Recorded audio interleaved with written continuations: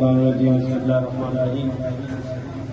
عزیز دوستوں، سب سے پہلے میں شکریہ ادا کروں گا ہمارے چیئرمین جوائنٹ ایکشن کمیٹی اور مرکزی جنرل سیکرٹری جناب منصور العزیز صاحب کا کہ انہوں نے ہمیں ایک راہ دکھائی جب ان کو پتا چلا ایسا کالا قانون government of Pakistan ministry of health لانا چاہتی ہے جس میں یونانی اور ہومیوپیتھی کا خاتمہ، تو انہوں نے فوراً جوائنٹ ایکشن کمیٹی بنائی.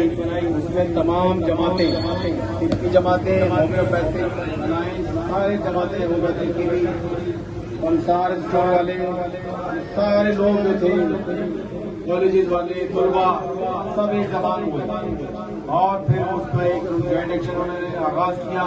اور سب سے پہلے پنجاب میں ساہیوال میں حضرت گئے اور پورا پروگرام شروع کیا. اس کے بعد پھر ہمیں سندھ کے لیے ہم سے کہا گیا کہ آپ اس کو آرگنائز کریں. میں نے اپنے بھائی جناب سراج الدین سانڈو صاحب سے رابطہ کیا. انہوں نے کہا نسیم صاحب آپ اس کو آگے بڑھائیں، مجھے آنے میں کچھ ٹائم ہے، آپ اعلیٰ قیادت کو مایوس نہ کریں اور سندھ کو جگہ دیں. میں نے کہا سندھ کو ہمیشہ جاگتا رہا ہے، آپ بتائیں کہ سندھ کب سویا ہے؟ کہنے ہاں یہ تو ہے، لیکن لوگوں کو آگاہ کریں کہ یہ ڈرافٹ ہے کیا، ایکٹ ہے کیا، ہم اس کی مخالفت کر کیوں رہے ہیں. تو پہلے تو میں تھوڑی دیر روشنی ڈالوں گا کہ جناب طب یونانی یہ وہ علم ہے کہ جب انسان کو اللہ تعالی نے پیدا کیا تو اس کے ساتھ علم بھی اس کا ساتھ پیدا کر دیا، اور یہ ہمارے انبیاء کرام کی میراث ہے. یہ ان کے ذریعے یہ ہم تک ہوتا ہوا اور آج اس طب یونانی کی شکل میں ہمارے پاس موجود ہے. اس میں خالی طب یونانی نہیں ہے، طب یونان ہم اس لیے کہتے ہیں کہ یہ یونان میں جا کے طب جو ہے ترقیاں پائی، عروج پایا، اور کئی جو قوموں کے جو رسم و رواج تھے، علاج تھے، وہ اس میں دم ہوئے، جس میں چائنا بھی تھا، جس میں عرب بھی تھے، جس میں بر صغیر کے لوگ بھی تھے، کشتہ ساز سب کچھ تھا. ابو علی سینا، جالینوس، بڑے بڑے سارے بڑے بڑے نام ہیں، ارسطو، سارے لوگ تھے. انہوں نے اس کو عروج دیا اور طب یونان میں عروج پایا.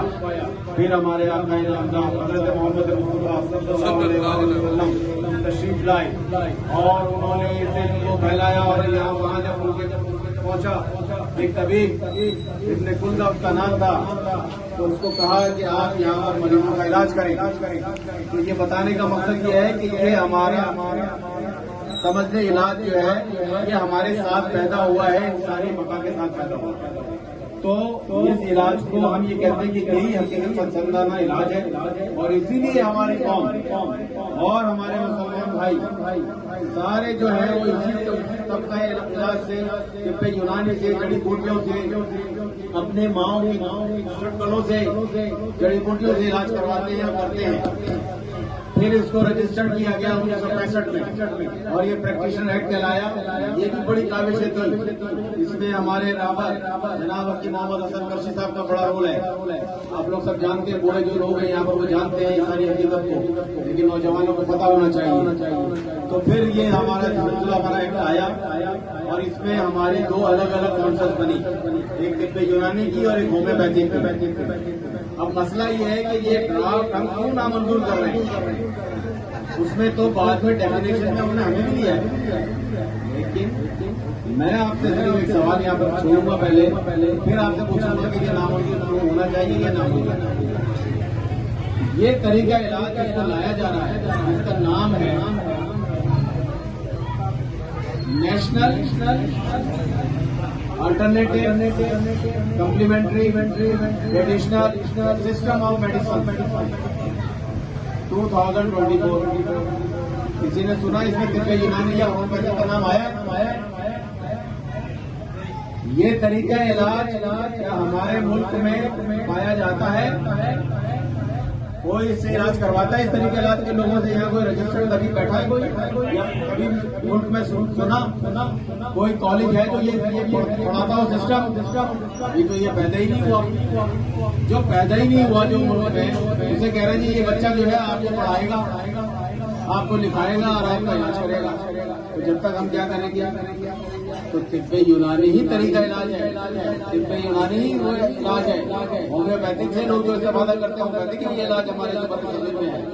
تو جب یہ دونوں علاج ہی آپ بند کر دیں گے اور یہ لے کے آئیں گے باہر والا جو آج مورنگا جس کو ہم سوہانجنا بھی کہتے ہیں، اس کے کیپسول 30 کیپسول 2000 روپے کی پیکنگ مل رہی ہے ان کی، انہوں نے بیچنا بھی شروع کر دیا کچھ اسٹوروں میں۔ تو ہم مورنگا ہم کتنے میں بیچتے ہیں؟ ہم لیں اگر بنائے تو 100 روپے میں بن جائے گا، اتنے سے زیادہ کیپسول بنے گے۔ بہت سے لوگ تو فری میں بنا لیں گے، پہلی طرف لگے اور فیس کے بنا دیتے ہیں حکومت۔ تو ہم سے سستا اور عوام دشمن یہ علاج لایا جا رہا ہے جو ہم کہہ رہے ہیں کہ تو آپ لوگ اس بات کو اپنے مریضوں کو بھی بتائیں کہ یہ عوام دشمن پالیسی ہے، یہ سامراجی ایجنڈا ہے جو ہمارے اکابرین نے کسی زمانے میں دیا تھا۔ حکیم اجمل خان نے دیا تھا کہ اس وقت بھی آپ کو پتا انگریزوں نے یہ ایلوپیتھی کا جادو علاج کے نام سے لائے اور وہ چھا گئے اور انہوں نے پورا برصغیر قبضہ کر لیا۔